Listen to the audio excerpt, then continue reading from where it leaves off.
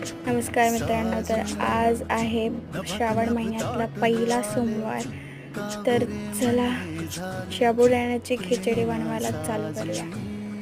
तर त्याआधी वेफर तळून घेतले आहेत, साबुदाण्याची पापडी ही तळून घेतली आहे आणि खूप खुसखुशीत पापडी झाली आहे.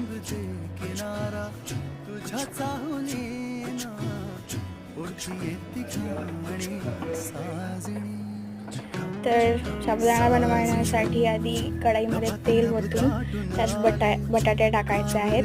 त्यानंतर मिरची, त्याला चांगल्या प्रकारे हलवून घेऊन साबुदाण्याला त्यात टाकायचं आहे. त्यावर त्याला हलवून घेऊन त्याच्यावर शेंगदाण्याचं कूट आणि मीठ टाकलं आहे. त्याला चांगल्या प्रकारे हलवून ठेवून 10 ते 15 मिनिट ठेवलं आहे आणि रेडी आहे आपला साबुदाणा.